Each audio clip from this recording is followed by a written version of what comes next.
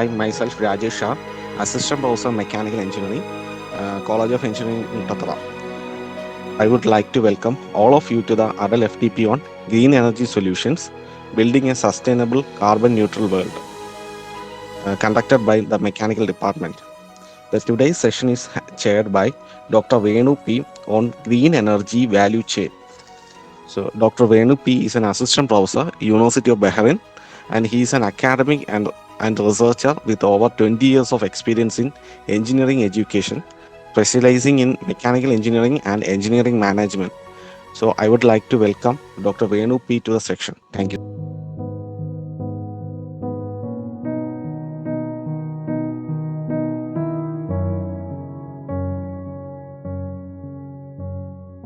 My name is Dr. Venu, as Rajesh sir introduced. Actually, I was working for almost 18 years in mostly Cochin, that is SCM, School of Engineering and Technology. Then in the last 3 years, I am actually working in University of Bahrain, which is actually in the Middle East, in the country of Bahrain, which is the national university of this particular country. And I'm indeed glad to actually, deliver this topic, that is green energy value chain. And the head of department of College of Mutadara, like Dr. Dilip Lal, he was my teacher, and on his request, actually, I'm delivering this area, which is not completely on my area. I'm mostly into sites of Industry 4.0 and all. So to start with, I would like to quote, what Barack Obama has mentioned, one time.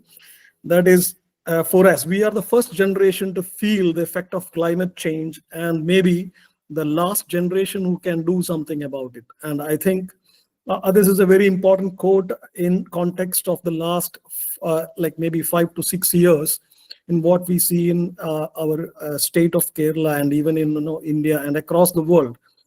We have seen a heavy flood in 2018, then again some very unfortunate events during this year and also last year.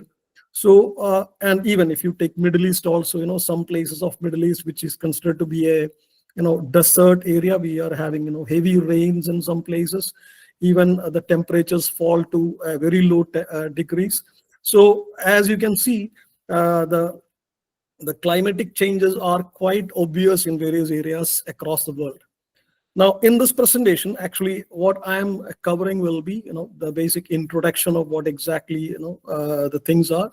Then I'll come to green energy and green energy value chain, and I'll be explaining some of the stages of the green energy value chain.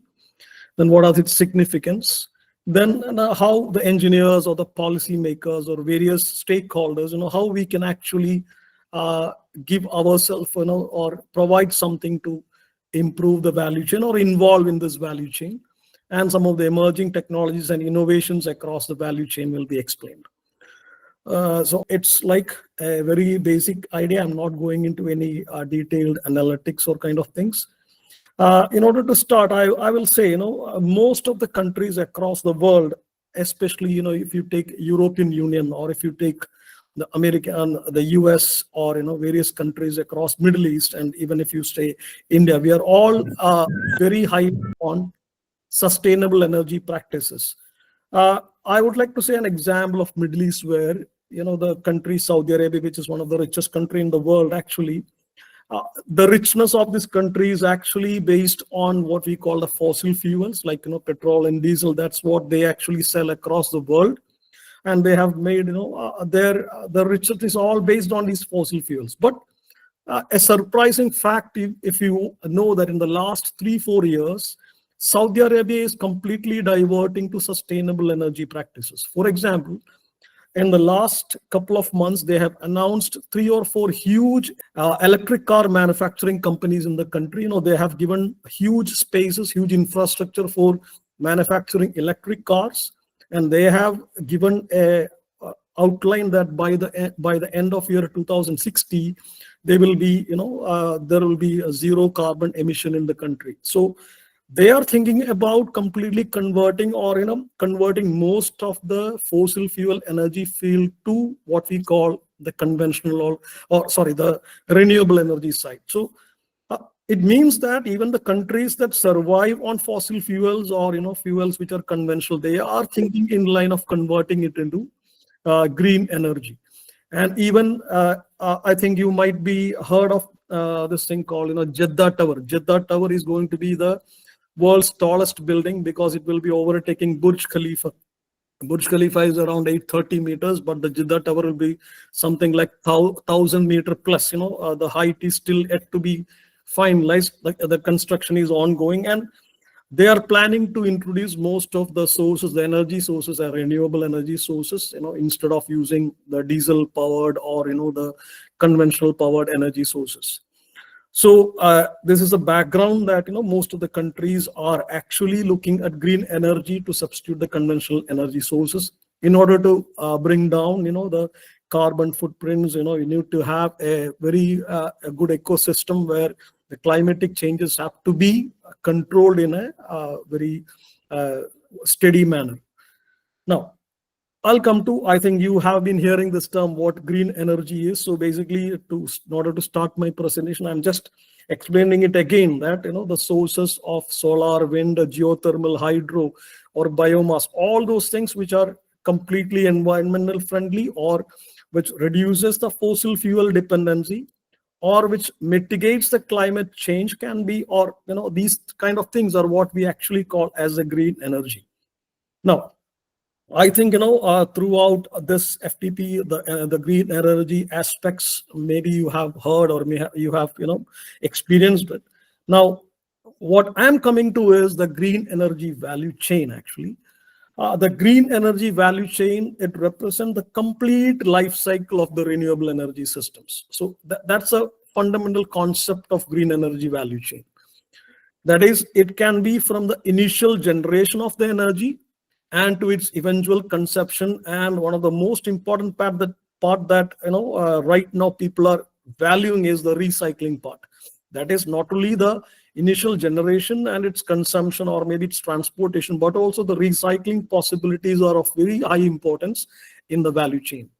Now, it has a series of phases. We can say the green energy value chain has a phase starting from the energy generation. Energy generation means how we actually harvest the renewable energy and how you integrate various technologies to harness this energy is what you call the energy generation. That's the first phase. The second phase is the transmission and distribution of the energy, where the transmission and its distribution, of course, from the source or maybe from a limited sources to the usage places is an extremely important thing. And energy storage, the storage where mostly we call it the batteries or maybe the storage solutions that we have.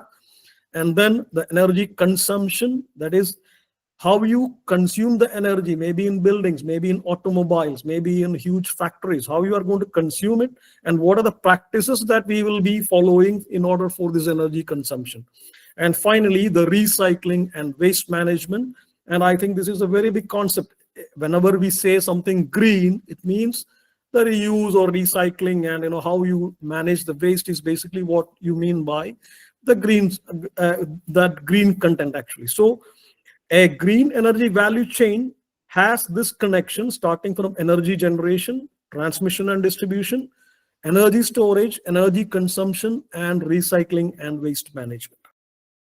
Now I'll go to what energy generation is. And again, I hope that this is a very common area that everybody take care of, because we have a lot of types of energy is there, and how the energy is generated have been dealt in detail, maybe in various sessions, and maybe even in courses and even in journals. These are very common area where I can say that we have the solar energy generation basically done by using the solar panels, and I hope everybody knows these technologies. And again, wind energy, if you take, we have huge wind turbines that actually generate electricity. The hydropower, which we, of course, in Kerala we have, where we have dams and facilities where we generate the hydropower. Then we have biomass energy like biofuels and bioenergy, and again geothermal energy, which is again one of the most important renewable energy in some of the European countries. Now, From this energy generation, I'm not going to go into details in this green value chain, because I hope most of you have an awareness about how energy is generated in various renewable energy sources. Now, so about the energy transmission and distribution, if you look at the challenges, this is where, as a part of the value chain, the energy transmission and distribution system becomes, you need to take care of some of the aspects, especially if you take the energy losses. There will be significant energy wasted in the traditional systems, which are actually, using this transmission and distribution. Again, the grid integration, for example, the grid integration from local to a next level. So the complexity of integration of the renewable energy sources, maybe with the conventional, or when you combine couple of, the renewable energy sources for a grid integration, it has a lot of complexities. For example, if you're combining the geothermal energy with, say, solar energy, so the grid integration becomes a lot of challenges to the system. Again, the infrastructure of aging. For example, you have to continuously upgrade your systems, because the way of extraction of energy, its generation and distribution are, again, it keeps on changing, and it again has to be very careful, because if you're integrating it with the current grid, it becomes an extreme challenge for transmission and distribution. Now we'll come to the energy storage. Again, it is the next part of the value chain, where the energy storage, if you can see, if I take the domains, for example, in an XY axis system, if you look at high maturity and high efficiency, as of now, the lithium ion batteries are one of the best storages of the energies that we have, the lithium ion batteries. And if you're talking about low maturity and high efficiency, the solid state batteries, it does well. And again, you can see the hydroelectric storage or hydrogen storage.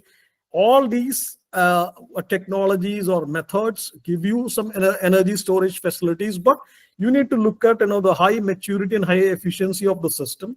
And this is again a big challenge, how you provide a huge storage of energy and how it can be stored for a longer duration of time. And this is what people are concerned about, the creators are concerned about. Now, for a proper efficient energy management system, we basically use battery storage system, pumped electric system, hydrogen storage system, even thermal storage systems are there. Now, this plays a critical part again in the value chain, the green energy value chain. If you see how you can enhance the energy system, it's basically we need some kind of strategic storage solutions. In the value chain, I need to have a proper storage facility so that I can have more maturity, or I can have more efficiency in storing this facility. Now, one thing is that I need to have a renewable integration. I have to use the energy storage facilities in such that these facilities are also have some kind of renewable integration. Then energy security is a very important thing. You cannot have facilities which will store huge batteries. These are not good solution. I cannot have huge batteries which stores high amount of energy. So energy security is again another part of my energy storage in the green energy value chain. And grid stability, that is fluctuations or variations because due to environmental conditions or due to some other conditions, that also is going to affect the energy storage of the system. So in this value chain, the energy storage again becomes very important, and you need to follow some very strategic storage solutions in order to make sure that your energy storages are in line with the world-class, the standards and systems being followed. Now, when you come to the energy storage, the challenges that we face in the chain are obviously high cost, because you need expensive materials and limited production scales are there. The scalability is a very important factor, because you need to have huge infrastructure, and we need to have higher end technology adaptations. Then coming to recycling and sustainability, it's very important that you need to have clear-cut material recovery processes. End of life management, a very important part of various what we call renewable energy projects, most of the renewable energy projects in the world right now, they will not be approved if you don't have an end of life management clearly mentioned. So these are some of the what do you call the challenges that the energy storage faces, and until and unless we address these kind of challenges, we cannot have the chain giving you more value. The next area is the area of green energy consumption. That is how the consumption of these energy, it is made. Mostly we say that this is like the consumers who are consuming the energy. For example, it can be again divided into 4 quadrants, say the public utilities and the commercial utilities.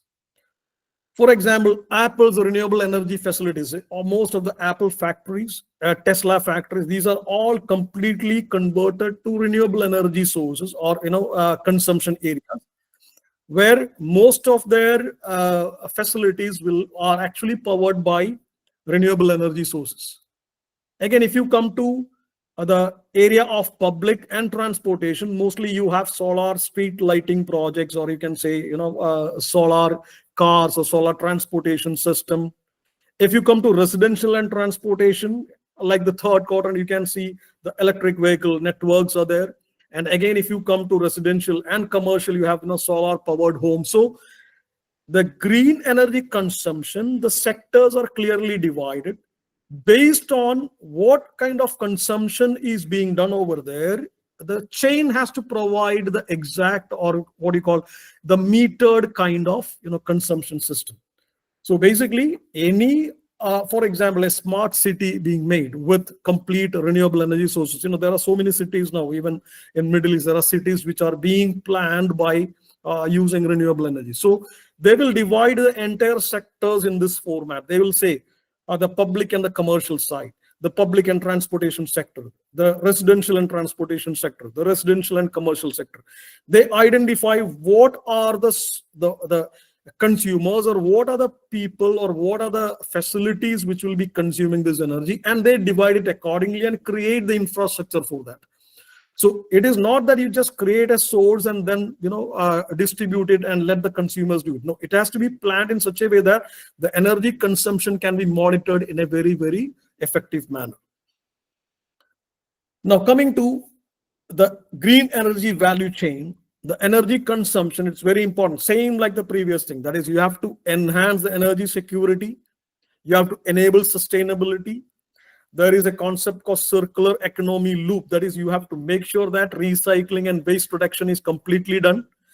It is very important that social and community development, that is, you engage with the community to make sure that they understand the importance of the renewable energy consumption. Instead of using, you have to explain to them why from the basic, the fuel or the petrol cars, you need to convert yourself to electric cars, or instead of using the conventional energy, why should you have solar energy panels? So this is very important thing, that social and community development engagements and programs are done so as to make sure that the people who are consuming the energy, they get realized why it is being used and what is the value of this part of your chain. Then the supporting economic viability, because as of now, whenever you start with a renewable energy part, obviously its cost will be high. So we need to make sure that the cost efficiency and the market growth are clearly being pictured. Then when there is an increased consumption of renewable, for example, electric cars, when the electric cars are more on the road, the charging facilities have to be there. So you need to make sure that when the demand of renewable energy is increased, how you support by using various policies, how you include certain policies to make sure that the consumers will not be suffering because of the over demand or because of the increased consumption.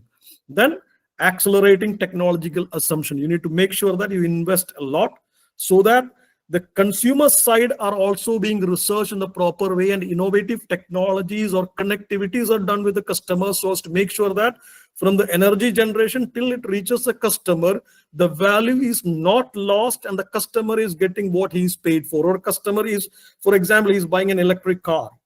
The electric car should be, he should not feel that, after buying it for 1 or 2 months, why did I bought it? Because I had a lot of petrol stations nearby. So if it was a petrol car, I would have done it very easily. Or my electricity cost is very high right now, because of charging. All these things can happen. And therefore, it's very important that the energy consumption side of the chain is given due importance, so that the chain will have enrichment. Then basically, some of the innovative trends that we actually see right now in energy consumption is smart energy management system. You can obviously see, especially the cities which are being used, or they are using hybrid kind of energy resources, especially if you are using renewable energy, there are smart grid energy management system. Some of the countries in Denmark, some of the countries in Iceland, some of the countries, especially in the European Union, they have excellent smart energy management system, which actually optimizes the way they use the renewable energy and the conventional energy. Then demand response program, that is based on the demand of certain, for example, a factory, it requires a high production, they are in need of high production for a couple of days. So they need, the demand is more, so they need to get some extra power from various, the grid has to manage it in the proper way. And we call it the prosumer models. We basically are having consumer models. For example, KSEB is generating electricity, we are using it and paying it to them. So right now the prosumer model is that I'll have my own, say, solar panel in my house, I'll be using it for my own residential purpose, and I might supply it to the grid of KSEB so that the KSEB can distribute it to somewhere. So this is an excellent model, being used especially in the European countries, where they might use their own some kind of renewable energy extracting sources, and where they will be supplying it to the grid, where others will be able to make use of this. So these are some of the innovative trends in energy consumption that has to be incorporated, so that this the entire chain of green energy usage is always benefited or optimized, we can say. Coming to the last part of the chain, which is the recycling and waste management. As I said, this is one of the most important part right now. People are very much interested, especially top companies. They definitely have recycling and waste management, being incorporated in their project management whenever it is coming to renewable energy. So basically, the life cycle of the renewable energy materials that we use, that has to be taken care, that the materials that are used in the energy systems have to be very carefully selected. The end of life assessment of these materials have to be done. The recycling process required for these materials have to be identified.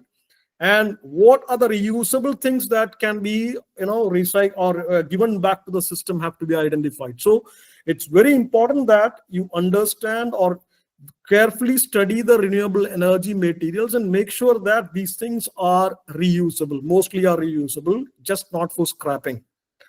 Now, the recycling waste management, for example, if you think about battery recycling, this is one of the very critical areas right now. Most of the top companies are looking at how they can actually recycle the batteries, because we are right now concerned about the atmosphere, because fossil fuels are giving you so many carbon dioxide, these kind of things. But once it comes to electric automobiles or electric cars and all, again, the battery is going to be a huge thing. After some years, the battery has to be, it goes as a waste and it cannot be recycled. If it cannot be recycled, it again becomes a very important thing.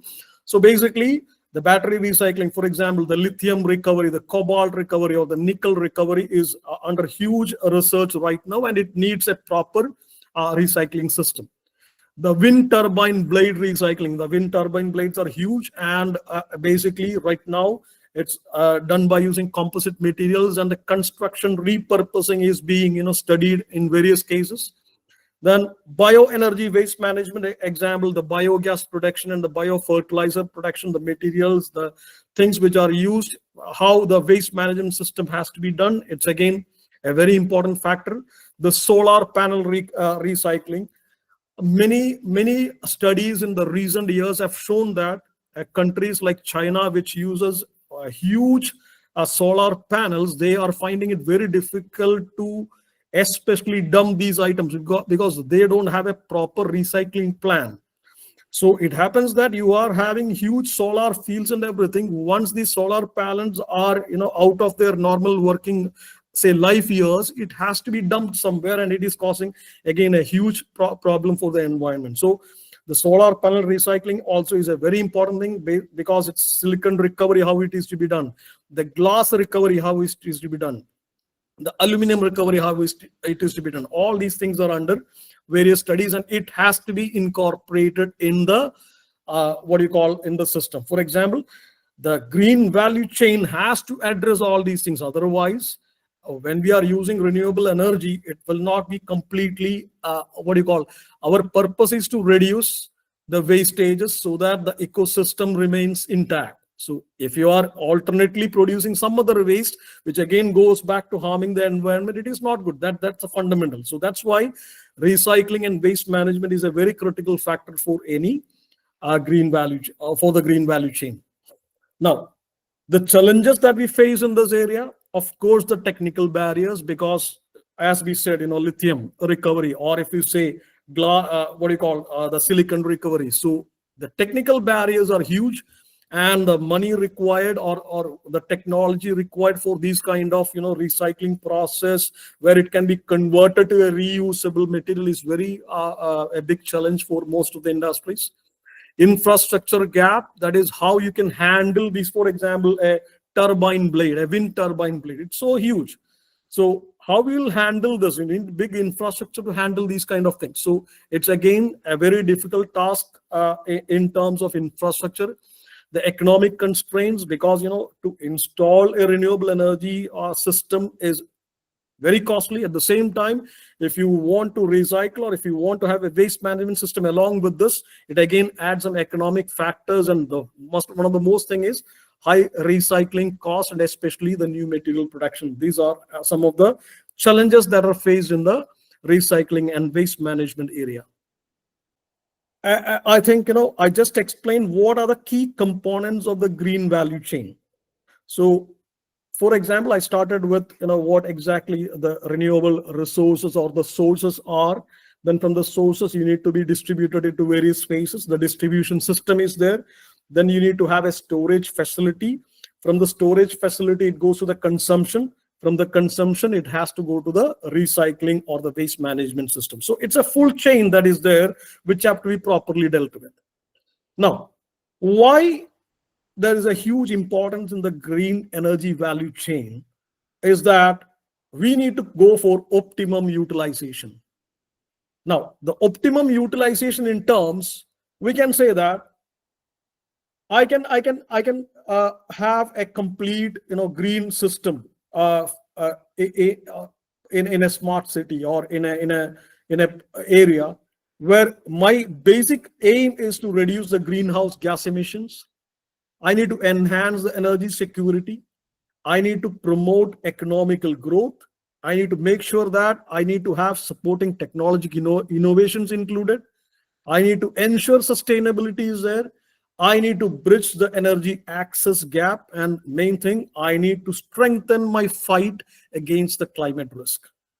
Now, if you look at some of the items, for example, you need to have reduce the greenhouse emissions. You can see the European Union, they have their strategy where they mentioned that by the end of 2050, they'll be having something around 50% reduction in the entire greenhouse gas emissions. Again, enhancing energy security is one of the most important things. For example, if you take some of the example of Iceland, the second photo is about Iceland, where they are using some majority of their energy as the geothermal energy.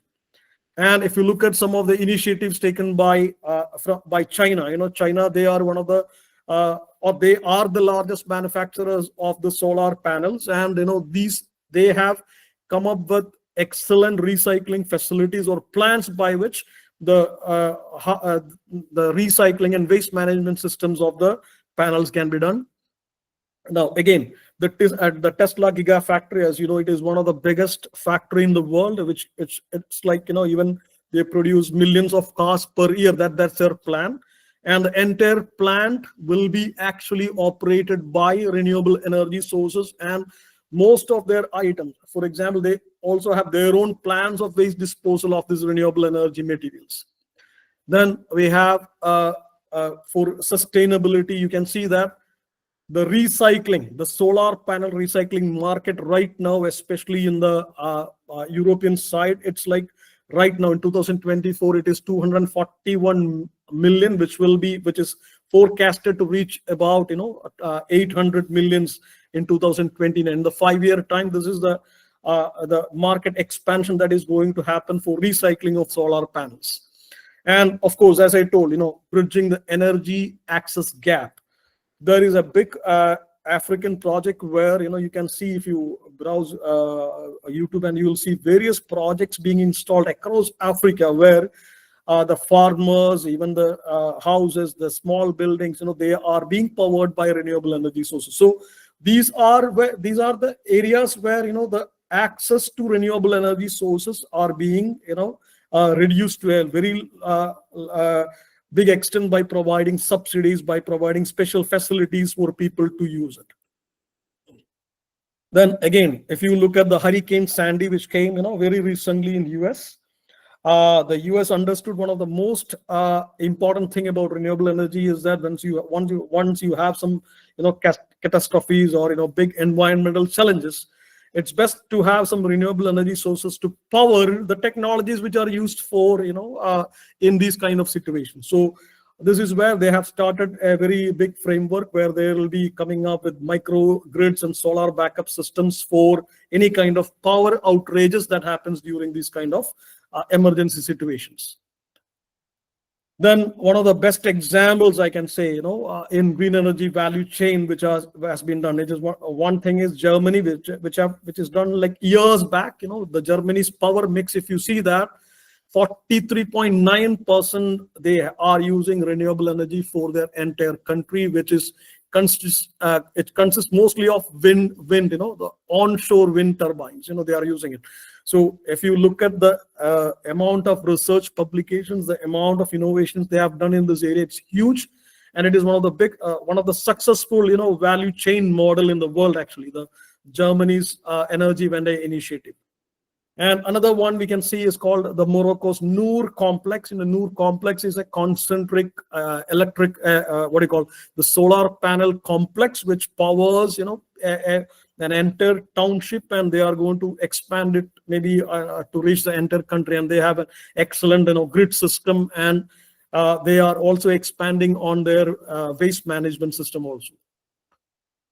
Then again, we have in Denmark, Denmark uses wind energy again to a very high extent, and they have something like 79.9% of low carbon usage, and this is an excellent thing. The Denmark has a very huge result in terms of their usage in renewable energy sources. Again, as I mentioned, here there is something called Australia also have something called a renewable energy grid, a grid which they use a series of renewable energy sources to power various cities and their infrastructure. Now, coming to the role of engineers, most of us are engineers or students in engineering colleges or staff members who are there. Right now, there are so many innovative solutions coming into this area. One of the main thing we can call designing a renewable energy system. As you know, there are so many systems existing there, but every 3 to 6 months you can find some new research papers being published in the area of how we can design some of the better renewable energy system. Then optimizing the energy efficiency, how it can be done. Again, advanced energy storage solution. This is one of the biggest problem that is faced by most of the industries who are into renewable energy sources, because how you can actually store the energy without again causing problem to the environment. That's again one thing. And how we can have sustainable manufacturing and recycling.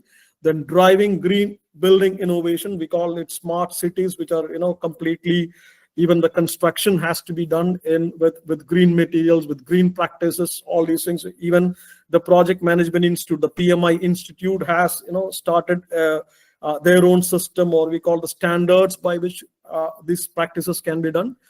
Then we need to have some offshore renewable projects, because you can have excellent wind turbines and even underwater energy system that could easily be installed without disturbing the common population on the ground. So these are some of the innovations that engineers can look at, in adding value of the renewable energy, or we call it the green energy. Now, as far as policymakers, they need to make sure that they come up with supportive policies. One of the best examples is, as I mentioned in the beginnings, the Saudi Arabia. They came up with their Vision 2060, where they plan to have zero emissions. That's a clear policy that they'll be executing. Then providing financial incentives to, especially for the consumers who are actually taking up, or who are actually leaving their conventional energy to take up renewable or green energy sources.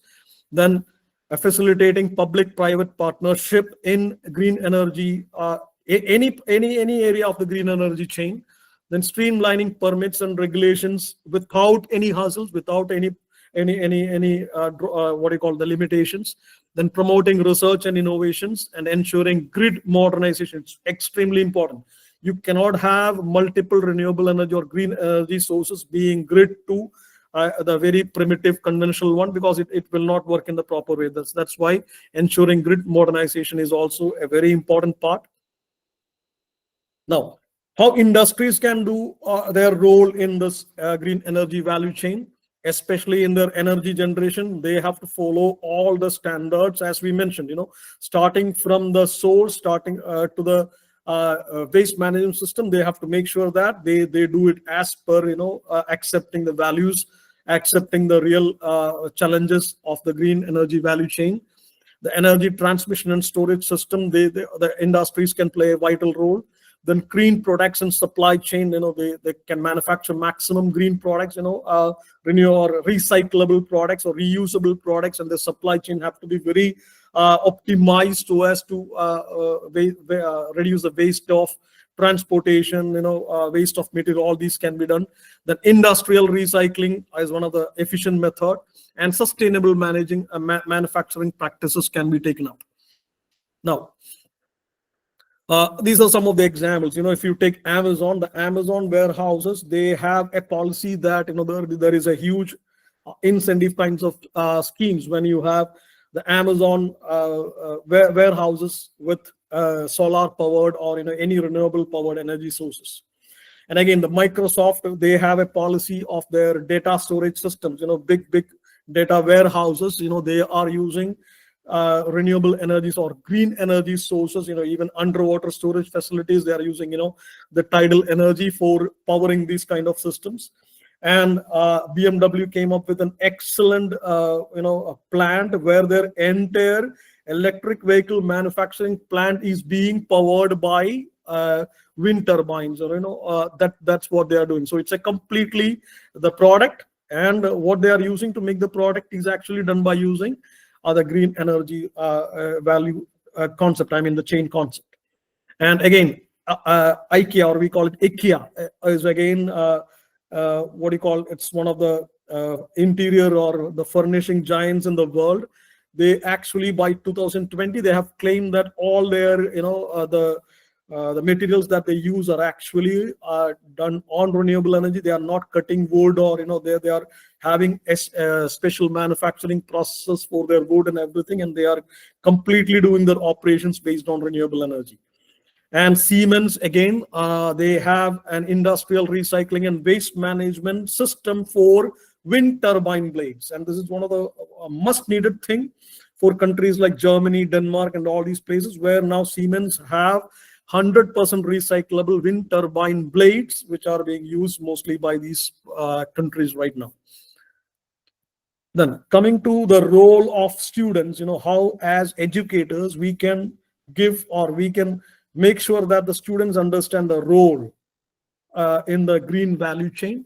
Basically, the education system has to know the value of the green energy and how it is being chained across from its source till the recycling, then research and development support, advocacy, that is the students have to be empowered, students have to be knowledgeable in terms of making other people understand what is the importance of this green energy and reducing the carbon footprints.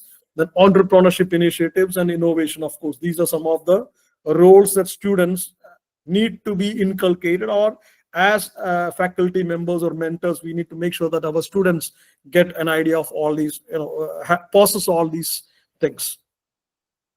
Now, as I told, main thing is about research and innovation, where engineering projects, you can mention that, say, 40% of the engineering projects that we do in our academic plan, it should be from every department. They have to, they can say that it should be, the engineering projects are from 40% or maybe 50% should be related to the renewable or the green energy chain. The AI applications, most applications we have, let them find out what are the ways. For example, smart grid, how it is done, or for example, the what do you call, the green manufacturing methods, or how we go for recycle and use, how it is to be analyzed. Then conduct hackathon and competitions in across institutions, where you provide, say, solar decathlons or clean tech opens. These are some of the competitions that is done by various universities across the world. Then provide internships and collaboration that you, especially with renewable energy companies, if you have, even if it is a small scale industry, come up with internships so that the students can go there and learn, and let it be a part of their curriculum. And again, make sure that you have some tie-up with sustainable energy organizations. For example, the students, or they need to know the energy auditing, they need to understand the pros and cons, they need to make some, for example, a business model, how they'll create based on renewable energy, the use of green energy. So these things actually can be included, so that the green energy value chain, various components can be enriched by the students once they reach the industry. Then again, some of the emerging technologies in the green energy value chain are especially the energy generation, how you generate the energy innovations, the transmission and distribution advancements, what are the technologies that we can use over there, then energy storage breakthroughs or systems that we can have, then consumption innovations, and then recycling and waste management technologies. Now, these are some of the emerging technologies you have, especially in countries like Germany. You will find advanced wind turbine as one of the major courses in renewable energy courses. Even in our university, we have the Master of Science in Renewable Energy, where we are actually some of the courses are into like wind turbine designs and the solar panel design, and the design. Especially there will be a module where they incorporate these values, so that even the recycling and reuse plans are being very clear to the students.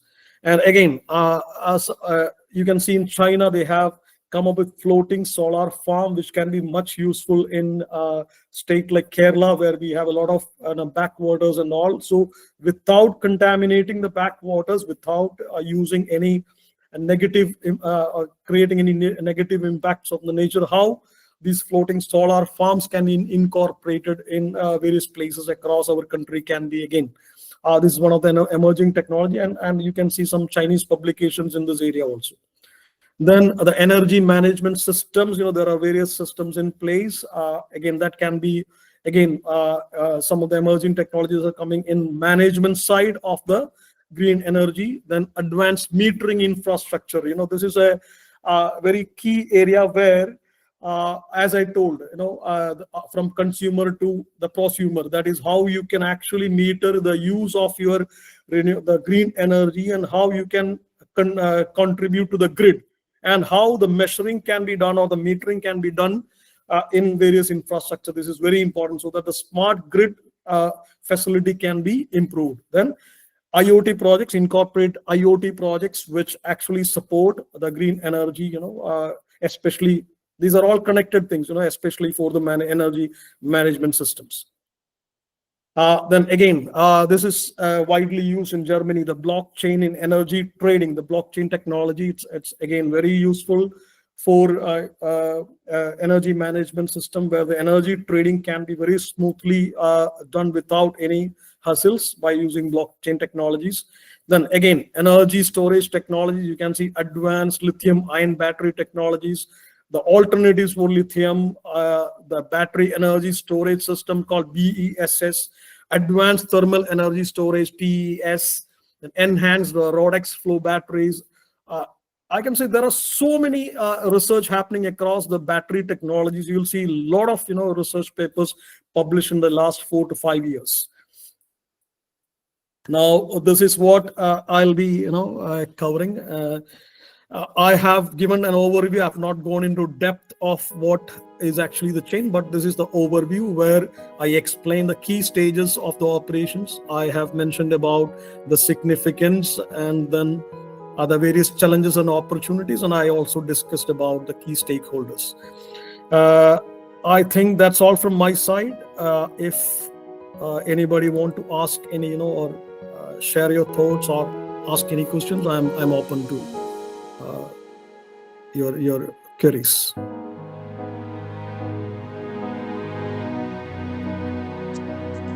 Any questions from the participant side, please?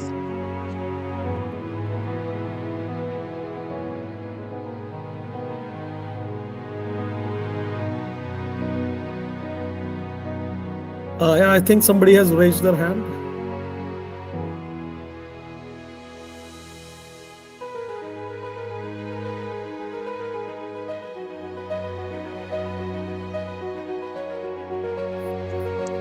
Okay, thank you, sir, for this nice session. Your topic on green energy value chain has given the audience a deep understanding about various energy chains in implementing a sustainable, clean energy and carbon neutral world. Thank you. Thank you, sir. Yeah, thank you, and all the best for your future endeavors. Thank you all.